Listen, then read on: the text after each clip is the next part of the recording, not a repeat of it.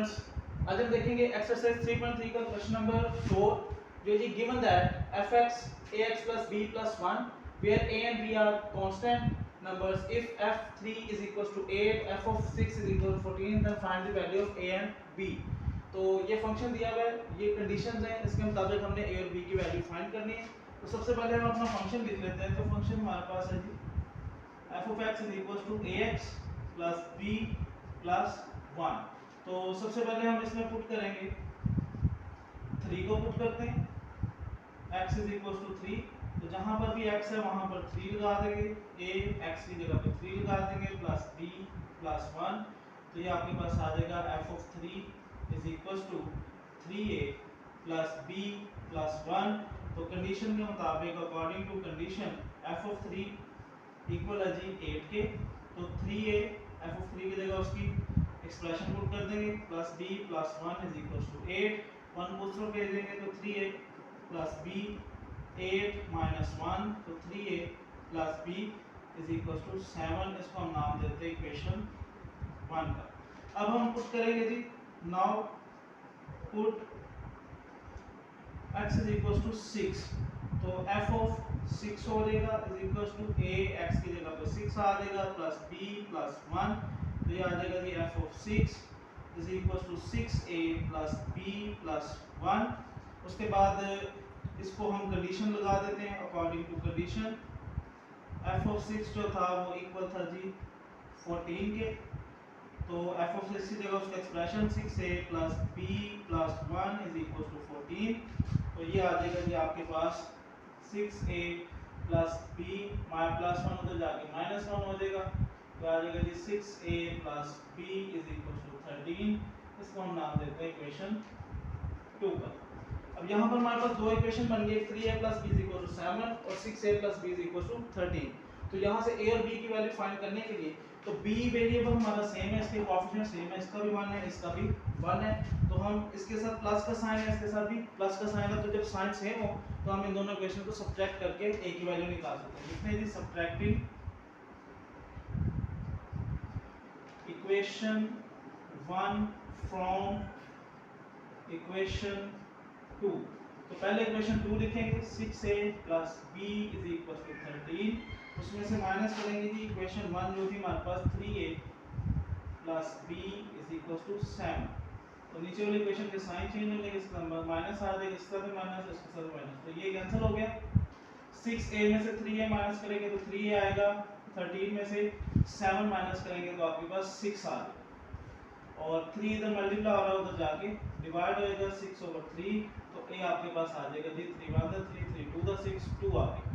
तो a की value आ जाती है जी 2।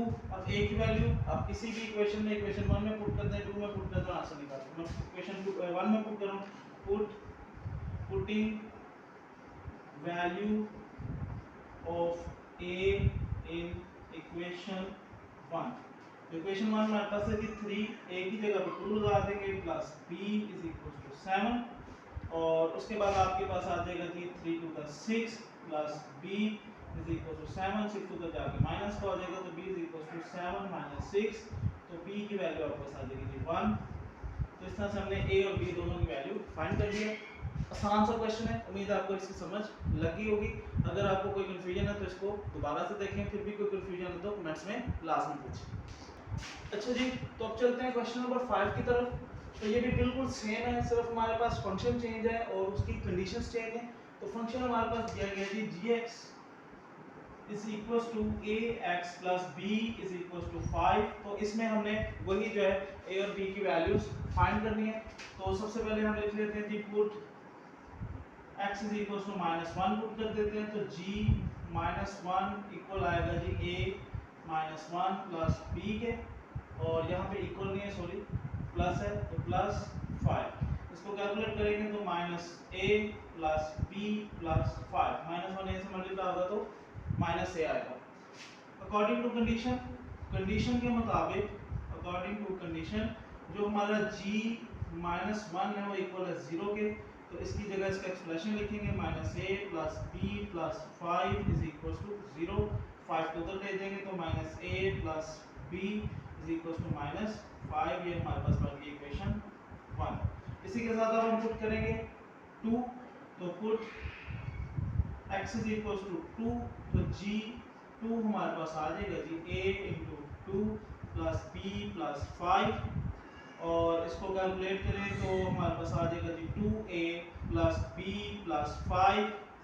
यहाँ से कंडीशन लगाएंगे अकॉर्डिंग टू कंडीशन, तो g2 जो है हमारे पास वो आएगा जी 2a प्लस b प्लस 5, तो सॉरी 2g2 हमारे पास इक्वल आएगा जी 10 के, तो g2 की जगह उसका एक्सप्रेशन लिखेंगे तो वो है जी 2a plus b plus 5 is equal to 10। इसको कैलकुलेट कर लें तो 2a plus b is equal to 10 minus 5, या आ जाएगा जी 2a plus b is equal to 5, या आ गई जी इक्वेशन 2। अब इनको भी उसी तरह से a और b की वैल्यू कैलकुलेट करने के लिए या तो सब्ट्रैक्ट करें या ऐड करें, तो हम a की वैल्यू कैलकुलेट करते हैं, b यहाँ पर भी प्लस का है इधर भी प्लस का है, तो सब्ट्रैक्ट करेंगे। सब्ट्रैक्टिंग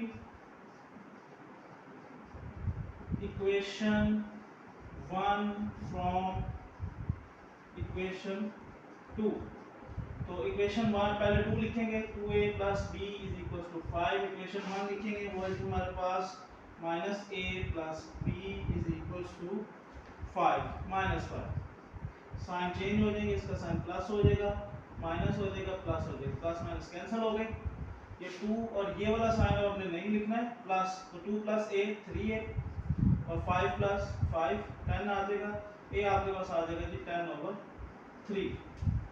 a की वैल्यू किसी भी इक्वेशन में पुट करें तो इक्वेशन 1 में पुट करता हूँ, putting value of a in equation 1, तो माइनस a, तो माइनस a की जगह पे आ जाएगा 10/3 plus b is equal to 5, ये माइनस की वैल्यू उधर जाके प्लस की हो जाएगी, b को आ जाएगा 5 प्लस 10/3, इधर आप इसका एलसीएम ले लें, एलसीएम 3 आएगा, इसके नीचे 1 है, 1 को 3 बनाने के लिए 3 से मल्टीप्लाई करें, नीचे भी और ऊपर भी, ऊपर आ जाएगा जी 15 प्लस 10, तो 15 प्लस 10 आपके पास आएगा 25/3, तो ये आपके पास आ गई थी b की वैल्यू। तो बिल्कुल वही सेम मेथड है, सिर्फ वैल्यूज चेंज है, तो उम्मीद है आपको इस क्वेश्चन की भी समझ लग गई होगी। अच्छा जी, अब हमारे पास है क्वेश्चन नंबर 6, तो उसमें फंक्शन दिया हुआ है 5x + 1 और अगर कंडीशन दी है f(x = 32), तो x की वैल्यू फाइंड करनी है। तो सबसे पहले हम यहाँ पर कंडीशन लिख लेते हैं, वो हमारे पास है जी f(x = 32), f(x) की जगह उसका एक्सप्रेशन लिखेंगे तो याद आएगा जी 5x + 1 = 32। इसको कैलकुलेट कर लें तो 5x 1 उधर जाके माइनस हो जाएगा, -1, तो 5x = 31, x इधर अकेला रह जाएगा 31 और 5 इधर आके डिवाइड हो जाएगा, तो याद आएगा जी 31/5। बिल्कुल छोटा सा इजी सा क्वेश्चन है, तो उम्मीद है आपको इसकी समझ आ गई होगी। अच्छा जी, क्वेश्चन नंबर 7 3.3 का आखिरी क्वेश्चन, तो ये भी बिल्कुल उसी तरह जिस तरह क्वेश्चन नंबर 4 और 5 किया था। तो एक्सप्रेशन दिया हुआ है, फंक्शन दिया हुआ सॉरी, और दो कंडीशंस दी हुई हैं। तो पहले फंक्शन लिख लेते हैं। फंक्शन हमारे पास है जी f(x) = cx² + d। तो सबसे पहले 1 पुट करेंगे, तो पुट x = 1, तो f(1) जो है वो हमारे पास आ जाएगा c(1² + d), तो ये आ जाएगा f(1) = 1 का स्क्वायर 1 ही होता है, तो c × 1 + d, तो इसको अगर कैलकुलेट करें तो c1 का c ही आएगा प्लस d।